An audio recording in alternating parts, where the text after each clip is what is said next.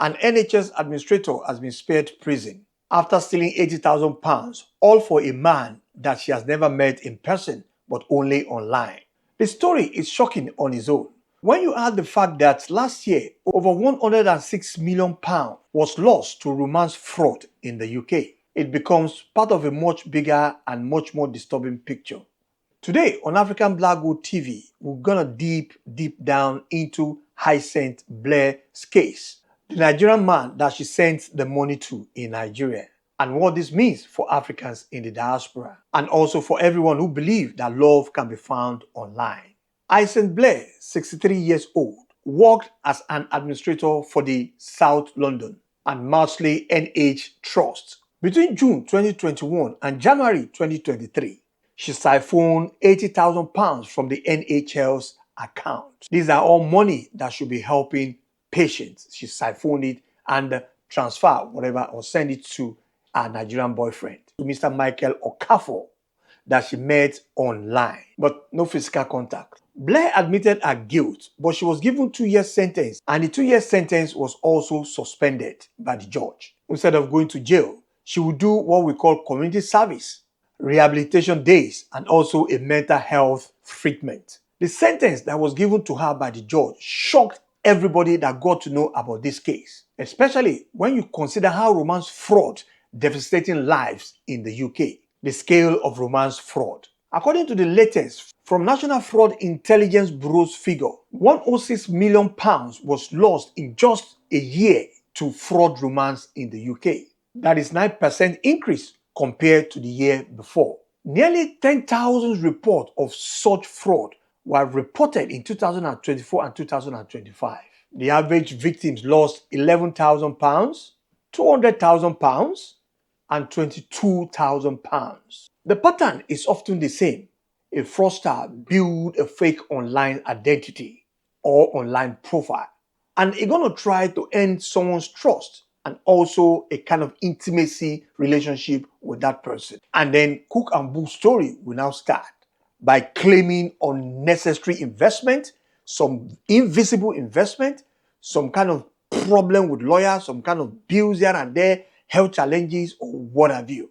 And then the money keeps flowing every month or even every week. What about the Nigerian boyfriend, Mr. Michael Okafor? The UK court only focused on Blair because she committed that atrocity on the British soil. But authorities could also try to prosecute Michael Okafor back in Nigeria. But here's the truth. If Mr. Okafor is in Nigeria, the UK police, they have limited hands to lay on him, except if Nigerian authority cooperate with them. In many romance fraud cases, the overseas scammers disappear. They even rebrand themselves under different names and under different identity, and they move next to the next victim. What about double standard in this case? Here is where the public outrage grows. People ask, if this has been a black person caught stealing £80,000, would the sentence have been so light? Some people point out cases where people went to far less jail, like shoplifting and benefit fraud. It's hard to ignore the perception of a double standard in sentencing. The court consider her age, mental health, and lack of previous conviction. But other people see it as another example of how justice system is a kind to some people and harsher to others. For Africans living abroad, this is a cautionary tale. When a scam like this involves a Nigerian, even if they are just one individual, the entire community reputation suffers. We Nigerians, we are already fighting stereotype fraud abroad. Stories like this fed negative perception, making life harder for hardworking Nigerians and for law-abiding Africans in the UK. But let's not just forget, romance scam is not just about money. They prey to loneliness, vulnerability, and the human needs for connections. Hyacinth Blair may have acted illegally, but she is also a victim of manipulation. Some scammers spend months, even years, to build that trust within them and their victim. They build trust. They send flowers, they send poems to their victims. They send constant attention till the victims now feel that really she has a soulmate. And then come the emergency demand. Imagine being older, living alone, maybe feeling invisible, and then someone just walking into your life and make you special again. What will you do?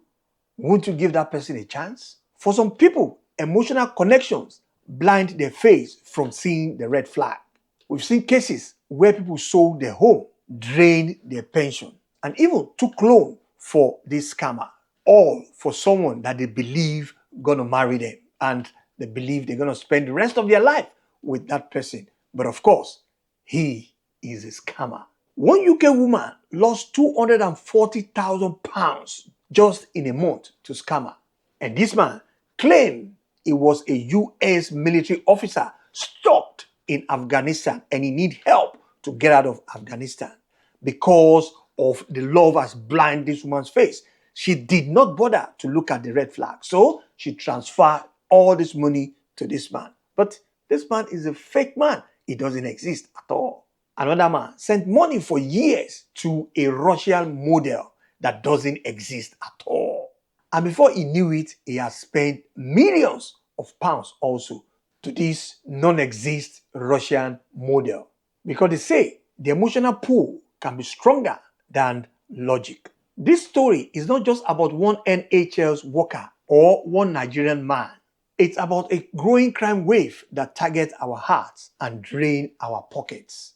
It's about whether justice is truly equally for all. In love, trust is precious. But online, it must be earned through proof, not just promise or with audio mouth. Here's my take. How can someone transfer £80,000 to an invisible boyfriend somewhere in Nigeria?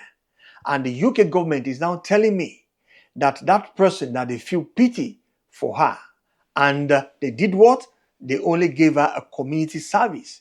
And that her 2 years was suspended. In fact, the judge even said anytime that she committed such an offense, she will go to prison. If this same person, right, if it's from the African origin, do you think the same justice would be given to him? And these are all the questions in the comment that people are really angry about the UK justice system. Because what is good for the goose is also good for the ganders. There's flaw in the justice system. Because if this Michael Okafor, if they extradite him from Nigeria to the UK, definitely they will not give him community service. They will not ask him to go for mental evaluation. No, they will send him to jail straight up. Probably the minimum she might get might be like 5 years in jail. And here is someone that dipped her hand into the coffer of an institution and just brought out £80,000 within the period of those years. And you're telling me that go and sin no more. If you come back, then you're gonna go to prison. This is double standard. What do you think? Should Alison Blair have gone to jail? Should the UK authority pursue Michael Okafor in Nigeria? And how can we protect ourselves and our community's reputation from stain of romance scam? Drop your thought in the comment as always. Keep your mind sharp and your heart guided. This is African Black Gold TV. Please, can you turn on your notification bell so that anytime that I come on with update, at least you will be notified. And please don't forget to subscribe to African Black Gold TV. Till I see you in the next video, please subscribe.